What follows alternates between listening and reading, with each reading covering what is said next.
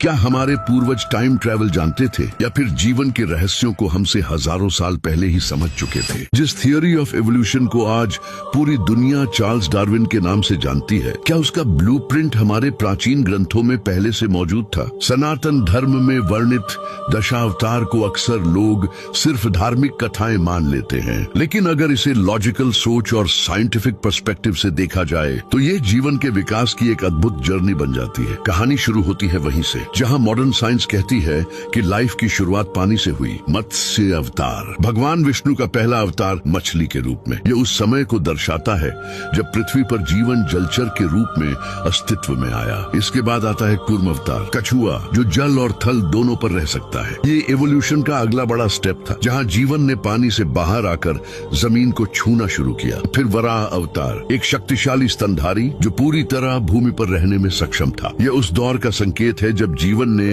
धरती पर स्थायी रूप से बसना शुरू किया। अब कहानी और भी इंटरेस्टिंग हो जाती है। नरसिंह अवतार, आधा पशु आधा मानव, यह उस ट्रांजिशनल फेज को दर्शाता है जहां जीव न पूरी तरह जानवर था और न ही पूरी तरह मनुष्य। इसके बाद आते हैं वामन अवतार, छोटे कद के मानव लेकिन बुद्धि और चेतना से पूर्ण। एवोल्यूशनरी साइंस इन्हें अर्ली ह्यूमंस कहती है। फिर परशुराम अवतार, हाथ में अस्त्र, ये वह समय था जब मनुष्य ने टूल्स और वेपन्स बनाना सीखा। कबीलाई समाज बना और संघर्ष की शुरुआत हुई। जैसे जैसे मानव विकसित हुआ, समाज, नियम और मर्यादाएं बनी। मर्यादा पुरुषोत्तम श्री राम, आदर्श जीवन, आदर्श शासन और सामाजिक व्यवस्था, ये सोशल एवोल्यूशन का प्रतीक है। और फिर आते हैं श्री कृष्ण, एक कंप्लीट ह्यूमन बीइंग। रणनीति, बुद्धि, करुणा और कर्म का संतुलन, परिस्थिति के अनुसार स्वयं को ढालने की क्षमता। सोचिए, जिन बातों को मॉडर्न साइंस ने 19वीं सदी में शब्द दिए, उन्हें हमारे ग्रंथों ने प्रतीकों में हजारों साल पहले सजा दिया था। तो क्या ये सब सिर्फ एक संयोग है